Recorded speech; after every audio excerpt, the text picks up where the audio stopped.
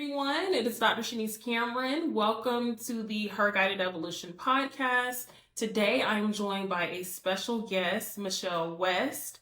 Michelle West is an actor. I would say a fitness phenomenon. She does bikini competitions. So we are so lucky to have her. Welcome to the podcast, Michelle. So excited to talk with you today. Hello, everyone. How's it going? So nice to meet you. And that was a wonderful introduction. Thank you. I try. Yeah, so glad to have you here. If you could, Michelle, if you could just tell the audience a little bit about you, like what you do, how you help people, things like that. You just let us know and introduce yourself. Sure, great. So my name is Michelle West. I am a health and fitness coach, fitness and nutrition coach. I run a business that I am the CEO, co-CEO with my husband called Be a Nutrition. And we have been doing this coaching business for about 3 years now, maybe 3, something like 2 years now. And we help, right now I have about 50 clients. I have an assistant coach that we work with to help clients get to their physique goals, whether that is losing weight, building muscle, learning how to maintain, redefining their relationship with food, redefining their relationship with what they need to be doing in the gym to be able to get to a certain result. And that's really what we work on. So that is kind of like, I guess, my day job, or I guess my full-time day job. And then my nighttime job would be a Broadway performer. So I'm in the Broadway production of Water for Elephants. I have been with the production for a year now, and we have been open on Broadway since March 21st. And yes, I'm in New York City. People always like, oh, well, you Broadway, what is that? I'm like, no, I'm actually on Broadway in New York City in that show. So I live in New Jersey, and I truck over the bridge to go to work at night, and I do my show in the evening. So that's kind of what I do. I have like 2 full-time jobs in a way when it comes to my clients and when it comes to being a swing on Broadway. But I also do compete as well, as far as I compete in the NPC bodybuilding competitions, and I'm not competing this year. I'm taking a full year off. But then my next competition will be in 2025. Well, my next competition season will be in 2025. So yeah, that's kind of what I do. That's how I help people, and looking to help more people, as many as I can.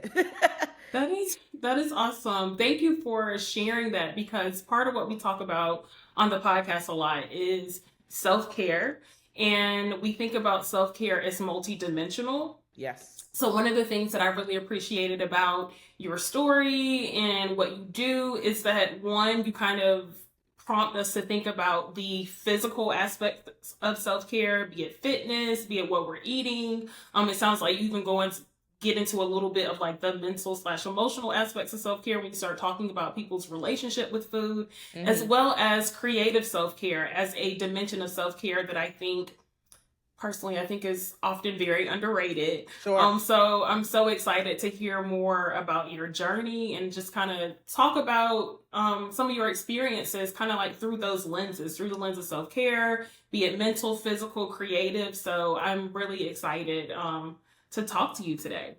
Amazing. Thanks so much. Yes. Yes. I love to, I think that self-care is very important. And I also do think that self-care stems from what you are providing your body, what you're fueling your body with. I think, my definition, a lot of people's definitions of self-care could be very, they have a lot of different definitions of it.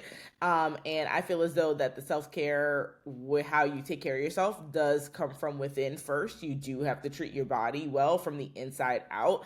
And a lot of these things that we do in our everyday lives stem on how we are well in our lives, I guess you could say, how our brain works, how our gut functions, anything like that. Like that stems from your you moving your body. It stems from what you put in your mouth. It is all those things. So I feel like we have to really work on that first, before we can really think about like, oh, okay, well, my self-care is not, I don't really take care of my self-care. So I'm super excited to talk to you about like what my thoughts or my opinions are, what I help my clients with when it comes to that, for sure.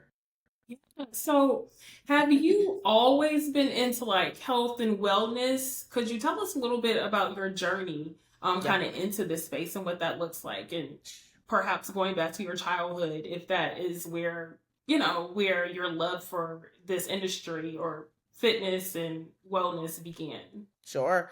I would actually say that my fitness and wellness journey started in about 2018.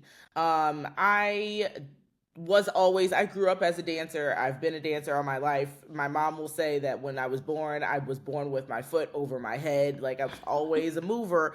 So I've always been active as a young kid, but I never really put a lot of emphasis on nutrition or anything like that. Like I was just being a normal kid or a normal teenager, I guess you could say. And then not until that I started going on, I was on tour with Aladdin the musical. And there is where I really wanted to make a change for myself. I felt like I didn't feel energized. I felt like I wanted to change my physique. I wanted to change my body. There's a big stigma in the dance community of having to look lean, tight, thin all the time. I didn't necessarily think that I needed to look a certain way, but I definitely felt that there was a drive to be able to look a certain way, just because if you do look that way, it's more opportunity for jobs. And that was kind of like the driving force. And I knew that I had the talent. I knew that I had the personality to be able to be booking jobs, because I had been booking jobs prior to Aladdin anyway. But it was that extra edge that you need to be able to be a performer and to be for I guess you could say old school choreographers or old school producers to look at especially black women and be like, you're a dancer. And I wasn't really necessarily being classified as a dancer, even though that I was a dancer and I've been a dancer and my whole life. So it was really in 2018 that I really made the switch, and the switch wasn't necessarily for anybody else. It was more so for myself. I wanted to feel different. I wanted to look different. I was like, what are the steps that I need to? I was always curious. I was always hopping in and out of fitness, and then I finally kind of found my groove. And I will say that when I was on the road with Aladdin, I was on the road with Aladdin for 3 years. So I had started going to Orange Theory fitness classes, and Orange Theory fitness kind of like, I would guess you could say, sparked the idea for me into like running and lifting weights. And I could go to any Orange Theory when I was on the road. You know what I mean? Like they're all over. It's a franchise. So if you have one membership, you can hop to different gyms. So that's what I would do. And I had a membership for about, I would say, a year, maybe a little bit less, than a year, because that's when the pandemic almost was about to come afoot. And I would go to different gyms. I lost a good amount of weight, maybe like 25 pounds when I was out on the road. I started feeling different, started looking different. I changed the way that my food was. I changed my diet a little bit because I knew that that was also a thing that I needed to do. And then, pandemic happens. Boom, shuts down. Everything shuts down. Lose my job because theater shut down for about a year and a half. But thankfully, I was me and my husband, my now husband, he was my partner on the road, now husband, had a place that we were into, and that's when I started being like, okay, well, I don't want to stop what I have been able to create so far on the road, even though I don't have access to a gym or access to something to be able to go to. So then I started doing this on my own. I would just go out for runs. Like that was the thing that started my day. I had a whole lot of time on my hands anyway, because I had nothing to do during the pandemic anyway. So I would get up, I would go for runs. I would come back home. I would do Orange Theory Fitness was hosting videos online for clients who couldn't come into the gyms anymore because the gyms were shut down, and they would do like weight training there. And I had weights at home, so I would do weight training when I got home. So I would go out for like 3 to 4 5 mile runs. I would come back home. I would do some strength training, and then I'd be done with my day. I did this every single day, and I knew that I wanted to make sure that I kept up with what I was doing. But I found that and then this is where what started my YouTube channel. This is how you found me, through my YouTube channel, through the running and all the stuff. And I kind of developed a little bit of a name for myself, I guess you could say, about like, running and starting this channel about fitness and health and YouTube and stuff. And it's so funny because I'm really not a runner anymore by any means. I don't run at all anymore. And then that's when I cut. Yes. And that's when I kind of transitioned into like understanding what was actually happening when it came to my why I was getting the results. Why was this happening? What was this happening to my body? What was happening to my body? And I also found that anytime that I would stop running, or anytime that I would stop doing the activity, when I say stop, I mean like only stop for a few days, maybe like a week, I felt like I was regressing. I felt like I was not feeling like I was heavy, feeling like I was gaining weight back. And I was like, what is actually happening? And then that took me into really doing my research about health and fitness, really doing my research on what's the most important thing. I learned about strength training. I read a book called Fitter, Leaner, Stronger, which is by Mike Matthews, and that's what led me into his coaching kind of realm. Then I got my personal trainer certification. And then that's what led me to start working in gyms. And then I started being a personal trainer in gyms and really learning. I started developing relationships with lots of personal trainers or coaches online. I got my coach, who I'm still working with till this day. We've been working together now for 3 years. I really wanted to go the bodybuilding route. I was like, if I'm not booking a Broadway show now, something I can focus on is this health and fitness. I really love it. I started developing more relationships with people, really understanding where it's coming from. I was like, okay, the reason why you're not really getting the results that you're seeing, or like it's not really sticking, is because of your nutrition. You're not aware of how much protein intake you're eating. You're not aware of how many calories you're eating throughout the day. I started to become more aware. I started to understand that. I started to see my body change once I started to apply these things that I was reading, doing my research. And that's what led me to get my nutrition coaching certification. And then all of a sudden it was like, okay, Broadway's back. So I was like, okay, well, I've always had this dream to be on Broadway. Like, I don't want to give up that dream. I feel like I'm at a place physically, I'm at a place energy wise, that I know that I can do it. And I actually booked my, I actually went to an audition for my first show, which was Tina, the Tina Turner musical. And I did not book it. And I've been in that show, in final rounds for that show for a long time. And I was like, okay, fine. If you guys don't want me on Broadway, forget it. I'm going to go the personal trainer route. I'm going to go with fitness. I really enjoy it. I'm going to go that whole route. And then I literally, after I got my bodybuilding coach, 1 week later, I got a call from Tina, the Tina Turner musical, saying that I was going to make my Broadway debut. And I was like, wow, okay, so what a turn of events. Now, do I need to back off of the fitness thing, or do I need to keep going? And I was like, no, I'm not going to stop something that I actually enjoy to give all that power to Broadway. I want to try to find a place where I can do both of them at the same time. And that's exactly what I did. So I started with Tina, the Tina Turner musical. I started rehearsals there. Thankfully, I was a swing on that show too, so I wasn't on stage every single day. I actually could be able to spend some time to be able to learn the show, but also still have this love for coaching. I wasn't personal training one-on-one anymore because obviously I have to be in the city to be able to do my Broadway show. But I was able to still learn online. Shoot, YouTube University, you guys, like literally, research, do the things. Like, I was still immersed within what I was doing. I was still creating my YouTube. I was still doing my YouTube channel. So once I really learned the show when it came to Tina. I really put focus on like, okay, I want to start to bring on online clients. I don't want to stop my personal training certification. I don't want to stop my nutrition cert. I want to keep going. And I started bringing some clients on, maybe 1 to 5 clients, some that were really successful with me, some who were not as successful with me, learning how to be a coach. And I was like, oh my gosh, this is something that I really kind of want to keep doing. And then I also competed for the first time. So I went through a full bodybuilding prep while on Broadway at the same time, while also being a coach. That all happened.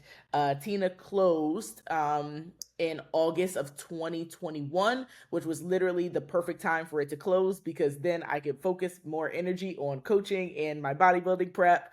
I finished my first bodybuilding prep, went to the stage for the first time, and the rest kind of there is like what I do right now. That's kind of what led me to being like, okay, this is what I want to do. I want to be an online coach. I started getting more clients after that.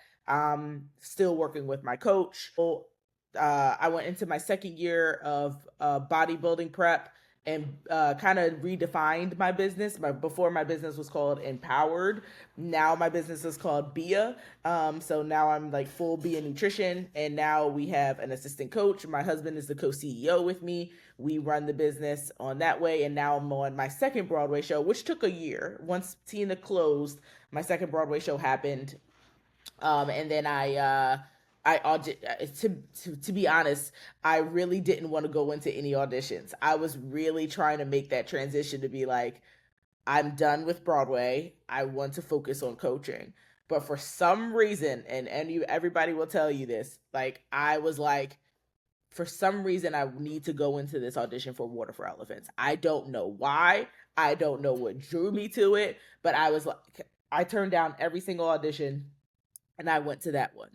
And once I went into that, I went into the room. I felt the people's energy. I just went in there for me and go in there just to be like, oh, I'm going to book a Broadway show. I went in there for me. It was great. I loved the people. I loved the energy in the room. You kind of know as a performer that when you go in there and you're making an impression, if they don't have like poker face, if you book it, I walked out of that room and I was like, I booked the show. I already know. I know I'm going to get a call tomorrow. I got a call the next day that I booked the show. So I went to Atlanta and did the out-of-town run of that show, was still coaching at the same time, did my second bodybuilding prep. And now that show has transferred to the Imperial Theater in New York City. And now I am a swing on that show, doing Broadway and also coaching at the same time. So that is literally the synopsis of how that ended up. I don't really run anymore. I really focus on strength training. I really focus on physique change. I focus on nutrition. That's the big thing. A lot of people come to me saying like, oh, I know how to work out. I just need the food aspect. And I'm like, that's the winner right there when it comes to how to get people results.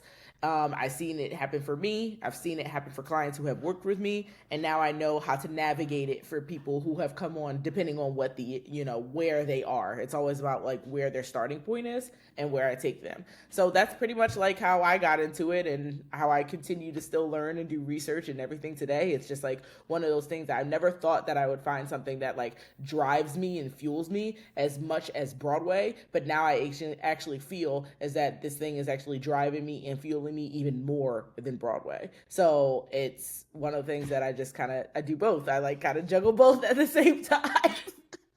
Amazing. What an amazing story. There's so many and journey. There's so many things I want to kind of unpack and ask you about. One of the things that jumped out to me as you were explaining your journey is this, where you got to the point in dance where you realize like, my body and my body shape needs to look a certain way or be in a certain form in order to be regarded as a dancer and to get more opportunities. And something that I just wanted to kind of flag for the audience as well as hold space for is this idea that when it comes to like, be it your body or aesthetics or how you wear your hair or anything that is regarding the way you look, a lot of people will challenge women in particular, like, oh, you shouldn't do that. Oh, you should feel comfortable in your own skin. Oh, you should X, Y, and Z. But one of the things that I think is often missed is that there is absolutely capital, social capital, as well as literal material capital that is attached to how you look. Yes. And that is so that is a testament to the world that we live in, some of the inequalities that we will see. And so one of the things I just wanted to emphasize here for the audience is like, it's so easy, I think, for a lot of times for people to say like, oh, women should be this way or that way, and you should be fine with yourself and confident. But when everything around you, the messages you receive on when you're watching TV shows, just interpersonal conversations with people in your life that you are coming in contact with are essentially telling you that you should be a certain way or look a certain way. I think those kind of like perspectives and comments don't necessarily take into consideration that we are literally incentivized, be it through social capital and actual money and monetary capital, to kind of fit into those boxes. Yeah, absolutely. I mean, I've definitely felt it. You feel it a lot in the performing arts world in general. Any performer will tell you that they feel as though that they need to look a certain way for to sell tickets or look a certain way to be able to book jobs. I used to think of it as a like, oh, well, you don't think about, you're not thinking about the way that I feel or whatever. And I'm just like, when you start to take that out of it and you start to just think about like, oh, okay, I understand what they're doing here. I understand why they're like that. This is more so like bigger than me and it's been around more than me. I start to take the like those things out of it and just think about like, oh, okay, how do I feel better? How does my energy feel? How do I feel about the way that I present myself in a room? And realistically, it didn't have to necessarily do with anybody else. It had everything to do with how I wanted to show up and how I wanted to feel in the room. And once I started to be like, you know what, I just want to show up better in the room. I took those emotions out of it of thinking like, oh, people are like thinking that I need to look a certain way, and just started doing my own thing. And the way that I show up in rooms now is I show up as me, and that's all that matters. And you can either like me as me or you can not like me as me, and that's perfectly fine. I show up as Michelle West. I can't show up as anybody else. I am who I am, and that's what. And you're either gonna work with me or you're not gonna work with me at the end, and that's okay. I take the emotions out of it. Yeah, that is a word. And that's something else that kind of struck me as you were talking, is that even though like dance kind of dance and wanting more opportunities and being deserving of more opportunities as well, but probably in the process kind of getting overlooked because of some of those standards. One of the things that kind of struck me as you were telling your story is this idea that you really began to get in tune with your body and getting in tune with yourself and getting in tune with how you feel in your body, how you feel as a person, and this kind of this desire to transform and evolve in a way where you are able to show up in the world in a way that makes you feel this most authentic to you, as well as where you can feel your best both physically and mentally. So I wanted to kind of get some clarification on your journey, as well as some inspiration for the audience. As you spoke to this pivotal point that you reached in 2018, where you were deciding to go on this fitness journey, being mindful of your health and your commitment to wellness, were there any times where you kind of felt like you were kind of on this upward incline and then you kind of fell down back into possibly some old habits, getting back up and then falling back into old habits? Could you tell us, if that has been your experience, could you tell us about those, as well as how you navigated that and kind of turned things around? Sure, absolutely. Answer to that question is yes.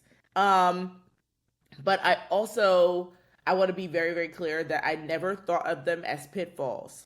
And I think that is the downside to people when they are going through a journey like this, is that you just have to think that every week is not going to be perfect. Every day is not going to be perfect. There are going to be days that you're not going to hit your steps. There are going to be days where you're not going to drink your water. There are certain days you're probably going to be like, oh man, I am shit out of luck. I am SOL because I don't have my food packed or ready to go with me. So I need to be at the whim of, maybe I'm traveling, I'm at the airport or something like that. Like, I can tell you that my diet, has not been absolutely perfect when I go to visit my parents or go to visit my in-laws or when I go on vacation. No, that's not a thing, but I do other things that make me make sure that I'm staying on at least the path when it comes to that, which is making sure that I'm moving my body, going to places where I'm like, okay, where is there a gym access to me to be able to move or strength train while I'm away, drinking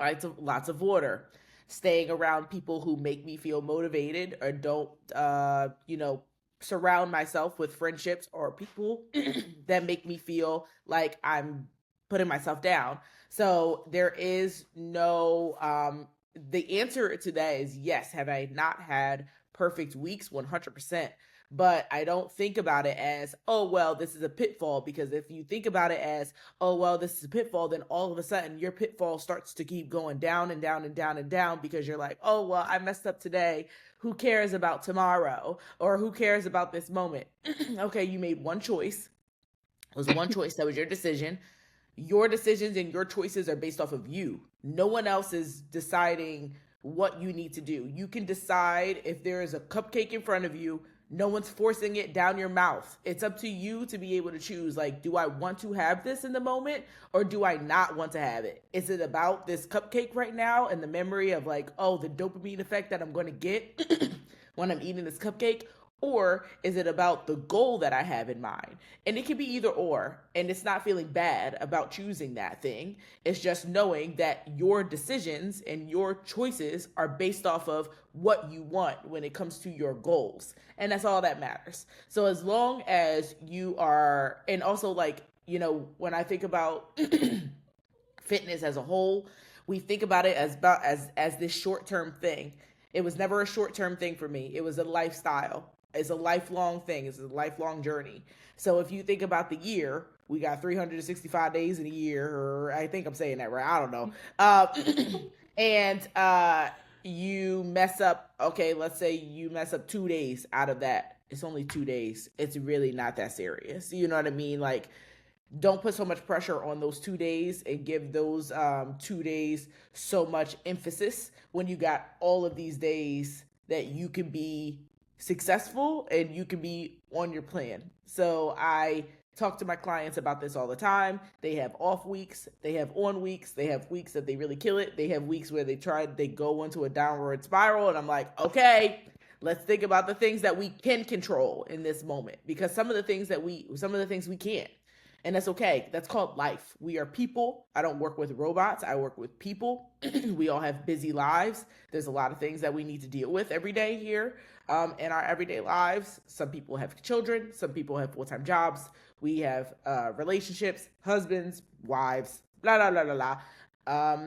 It's really just making sure that when those things come into play, you have a plan and understand that it's okay for something to, like, come back, as long as you're applying all of the rest of the things that make sense, that are important. So that was literally my journey of, like, going into this wellness thing and be like, I know I'm going to make mistakes. It's going to be okay.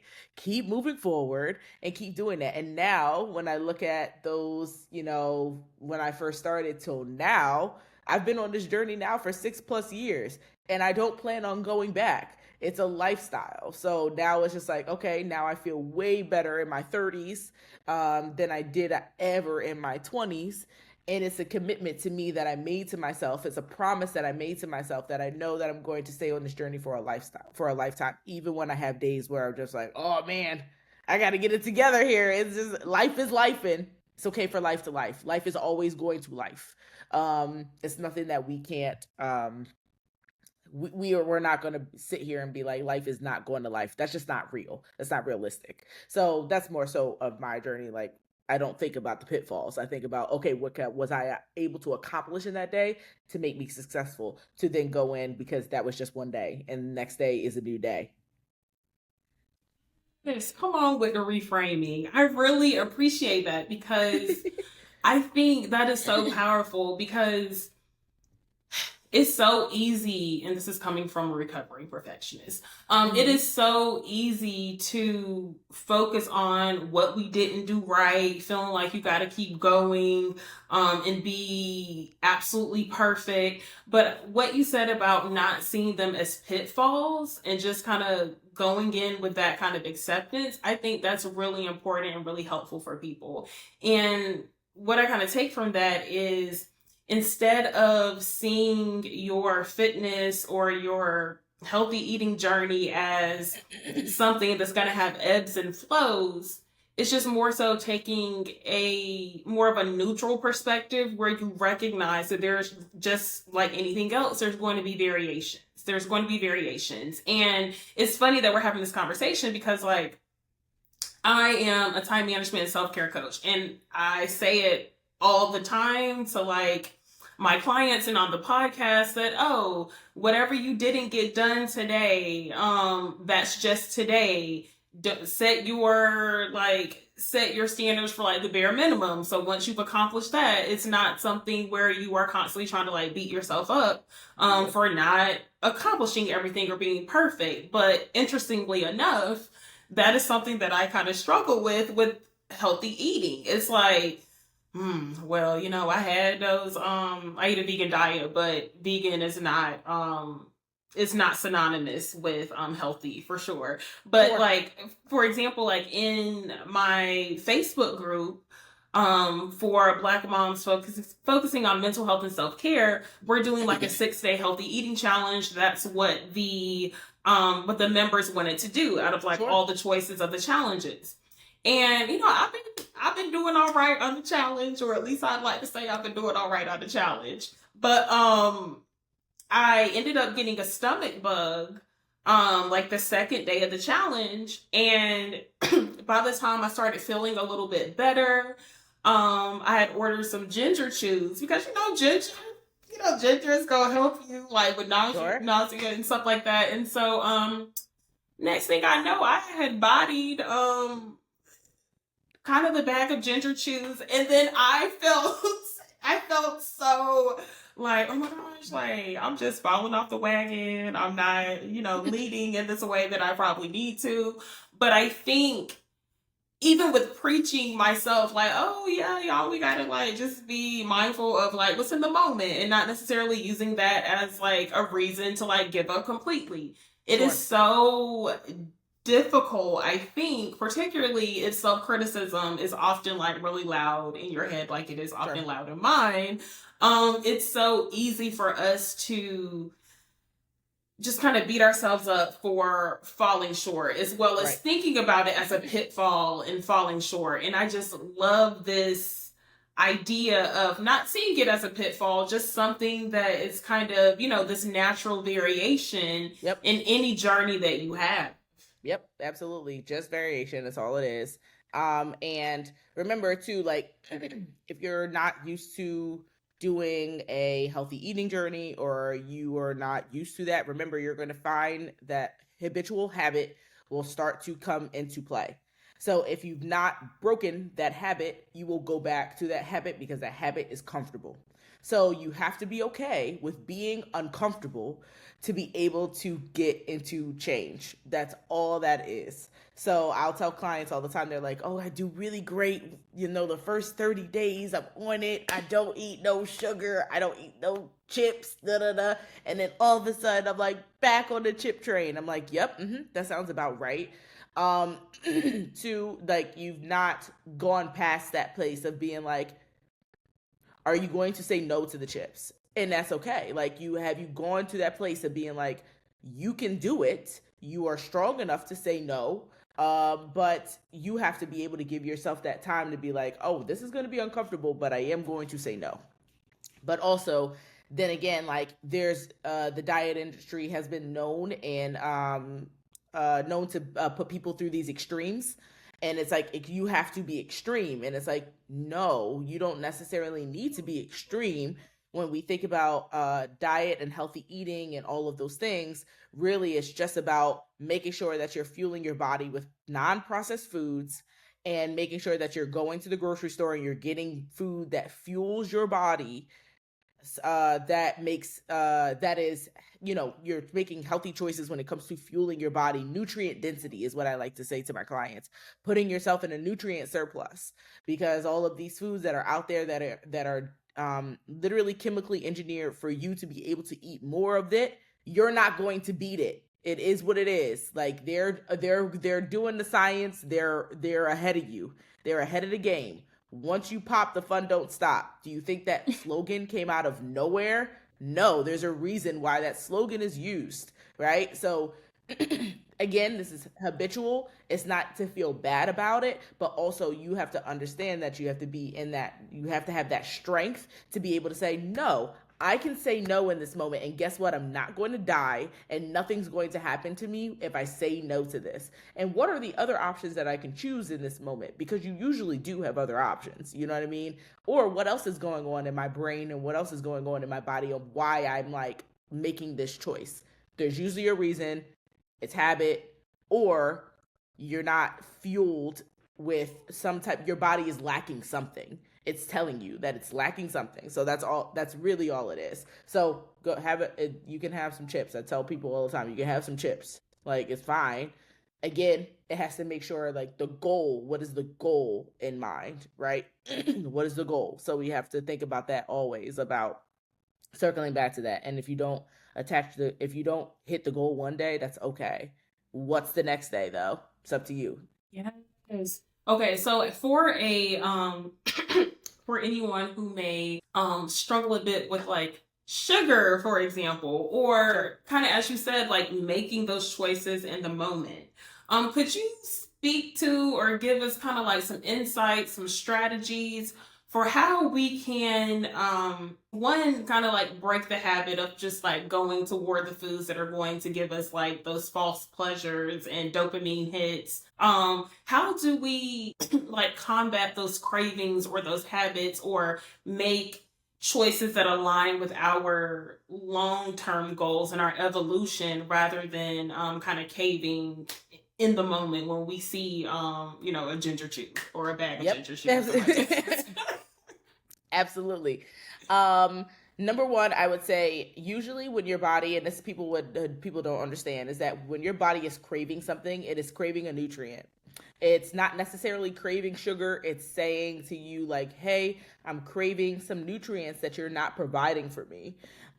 So the yes, the dopamine effect will happen, or it's the same part of your brain lights up when you have sugar, or to have table sugar, the same as if someone is a cocaine addict. It's the same part of your brain that lights up. So there's a heavy dopamine effect that happens that says, hey, I want more of this. This is good. This makes me feel good. Oh my goodness. Like, that is the same light that's going off in your brain. So what would you say to a cocaine addict if they were continuously having coke? You would say the only way for you to be able to not have this thing go off is to be off of it. You have to stop it. It's the same thing with sugar. So your body is used to that. So the way that you would actually not have that light go off is to not have sugar all the time. Is to decrease the amount of sugar. And guess what? That's going to be freaking tough. It's going to be tough. Your body's going to be like, absolutely not. I want the sugar. That makes me feel good. Why are you doing this to me? But once you do it over and over and over and over again, I would say even longer than 30 days. Give yourself 60 days, give yourself 90 days, where you're really committed to being like, okay, I'm not going to take the table sugar and put it in my coffee. I'm not going to have that. You will understand that your body has the power to be able to say, turn those receptors off. And they don't really, your body doesn't want that receptor really. It really doesn't. You'll start to feel like, oh man, I actually don't need that. My body wants the food that it's providing for me. It actually wants this nutrient. So once you turn off that switch, and it's going to take time, and it's all about habits and making those choices to turn it off. The second thing that I would say is that your body, again, your body is craving nutrients. This is our society is in a we are nutrient deficient because of all of this food. It's not providing us with the things that we need. So when I hear sugar craving, it means that you're usually low in magnesium, low in iron, low deficient in vitamin D, deficient in vitamin A, C, all of those things. So does that mean that, oh, I need to go, people hear that and they're like, oh, well, I need to go get this supplement? No, you need to eat more fruit. That's it. Eat more fruit, eat more vegetables, literally eat some more protein, foods that are coming from those sources instead of turning to the things that light you up all the time. But then when you keep doing that, you will realize that your body is going to start to crave those things because it wants nutrients. It's not going to crave the nasty things or the things anymore, because you will see, if you would say, if you did this for 60 days and you're like, okay, I'm going to commit myself to being like, I'm going to only eat fruits, things that don't come from boxes and bags, no processed food, no fast food. I'm going to eat fruits, vegetables, and lean protein. And complex carbohydrates are fine. Rice, potatoes always are fine. Your body, when you start to have those old foods that you would have before, will start to regret it. It will start to neglect it. It will be like, no, that doesn't make me feel good. My energy doesn't feel good. I feel bogged down. I feel brain fog. I don't know why my body's feeling this way. I feel bloated. I hear that all the time. I feel bloated. I feel like I can't go to the bathroom. Okay, well, yeah, that's the reason why. But when you have food that fuels you, when you're putting yourself in a nutrient surplus, you're having fruits, vegetables, lean proteins, your body does not react in the same way that it does with those other foods. It just doesn't. It reacts in, this is great. I feel good. My energy is good. My cortisol levels are the way that it needs to be throughout the day. I got vitamin A. I got vitamin D. I got vitamin C. I'm able to work. I'm able to do things. I don't have brain fog. I don't have anxiety. My depression is lower. My gut feels better. I'm going to the bathroom. It's literally all of those things. I'm sleeping better at night. Those things are like very much tied to the food that you eat.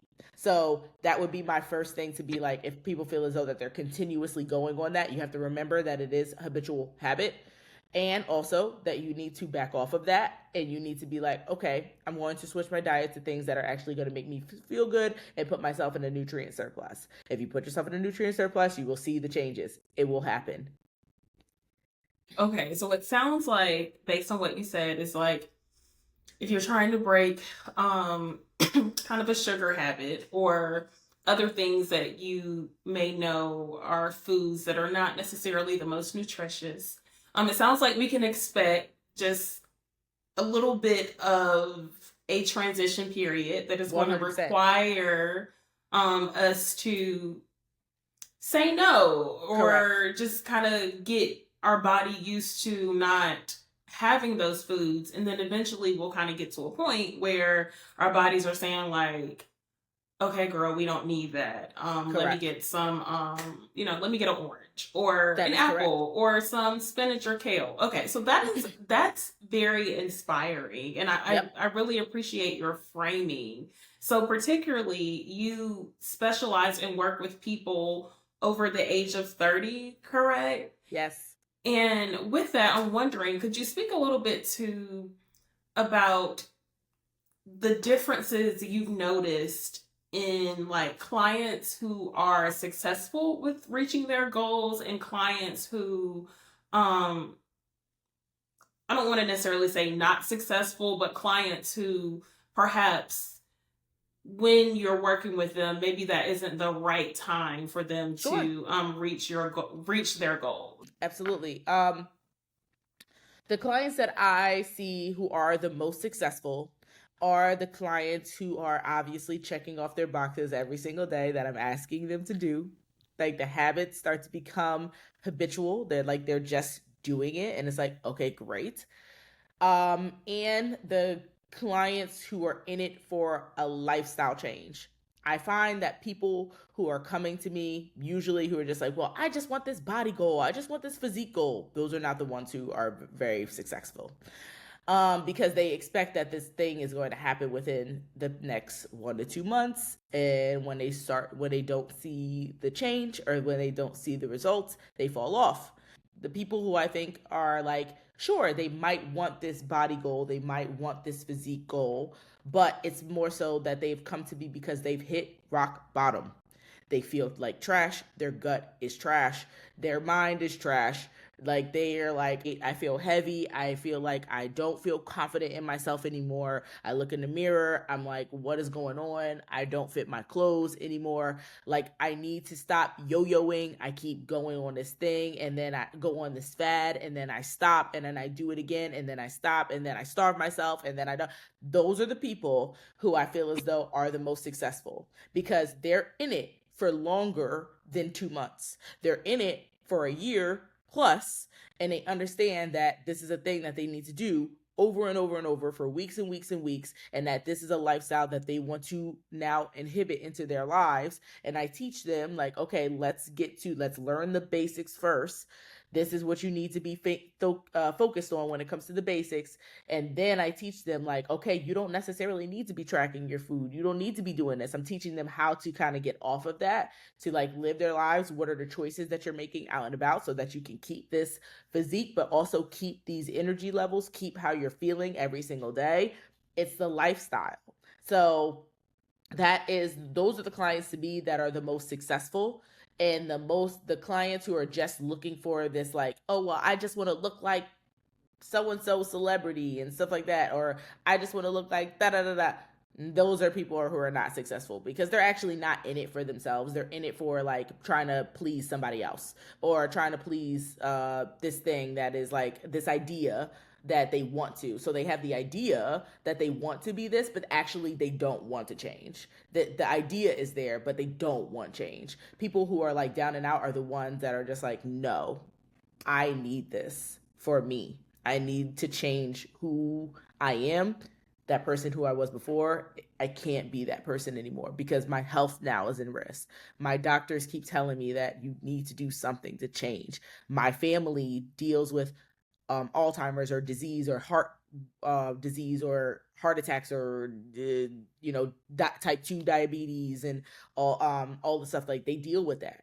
If I don't go down this road to trying to fix my life, I'm going to end up like them and I'm going to die when I'm 60. I don't want to do that. And I'm like, cool. And those are the people who are the most successful. And those are the people that change their lives and they get the physique change. But the physique change is always the second thing. You know what I mean? It's like, okay, they change their lives and then the physique thing comes with them actually following the plan. So my most successful clients have been with me for a year plus. My non-successful clients have been with me for a month and they expected something different than what I was able to do it. And I'm also the coach that's just like, I'm sorry, you need to be committed to this. That's it. Like, I'm not taking you on for a month. You need to be on for longer than a month. I'm sorry. And I'm very real and very straightforward with my clients that this is a lifestyle change. It takes more than just 1 month, 2 months to be able to get it. You can't cram pack results in 1 to 2 months. You're expecting results of 1 to 2 months that take 1 to 2 years. Yeah, no, we're not doing that. Great. Wow. Okay. That is such a great response. And it sounds like from what you're saying, it's like the clients who are often successful, it seems like their desire for change and evolution is rooted in more of a love for self versus trying Correct. to kind of adhere to the pressures of diet culture and Yes. anti-fatness. It's coming Yes. from a place of genuinely being concerned about one's health, genuinely wanting to be around for one's family, genuinely wanting to feel better as far as like energy and navigating life rather than just simply, I want to look like this, so this is what I need you to help me with or do for me in some capacity. That is correct. Usually those are the people that I see succeed. And I have clients on my roster right now that have gotten that physique change that they wanted, and they feel awesome. And I'm just like, cool. That's exactly where we worked with, like, that's what we worked for. So we worked towards, and then everybody who come, and not all the weeks are perfect, but we still got the result. So, that's what it is. And that's what I'm hearing. That's why I'm coaching.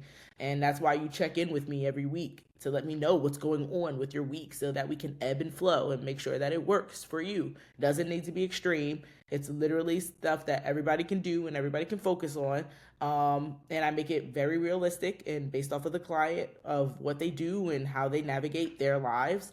But it's like how you said, it's like about schedule and time management and making sure that you're understanding where that's coming from to be able to get this result. So yes, it definitely does come from like, this is more of a like evolution of your life and trying to be better in your life than it is about like, okay, well, this Rihanna looks like this and I'm trying to look like Rihanna. Like, I don't care.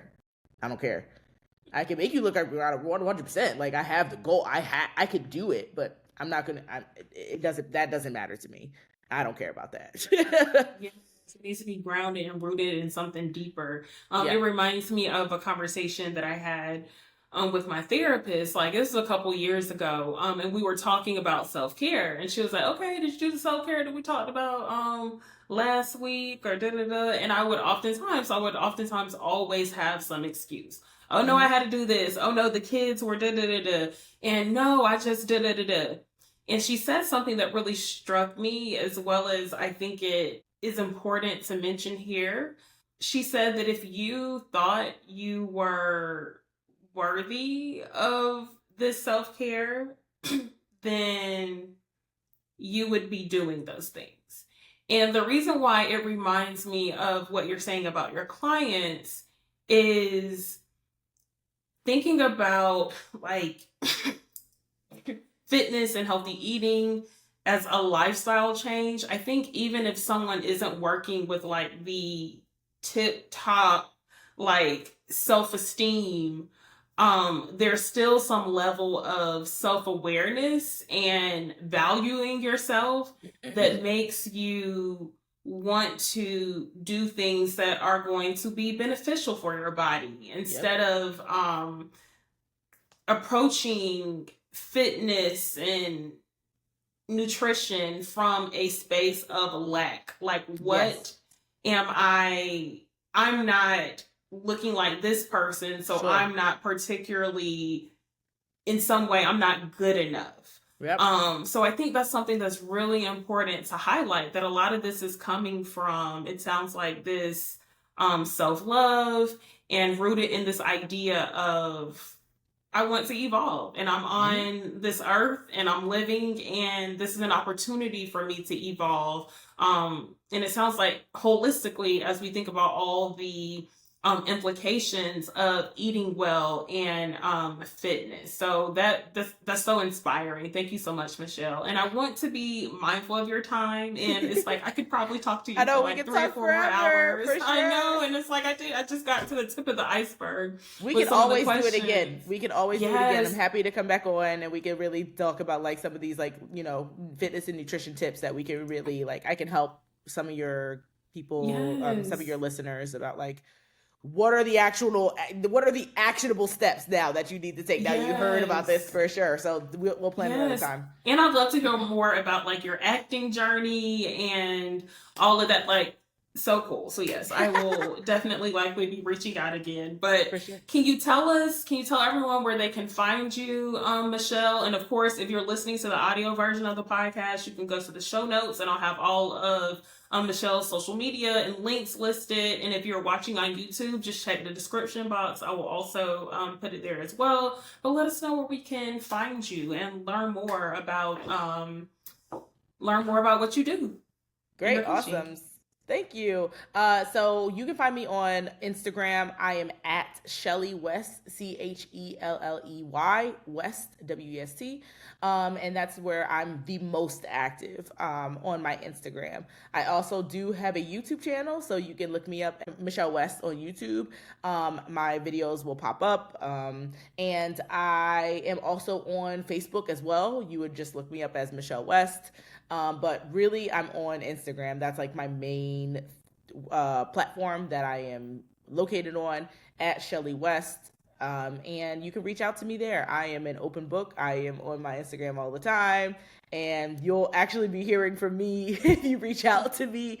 And as far as my coaching business, if you're interested in learning more about that, wanted to get into coaching, or you're interested in, maybe losing some weight, changing your lifestyle when it comes to your health and fitness, want some guidance on that, my business is called Bia Nutrition. So you can find us at www.bia nutrition.com.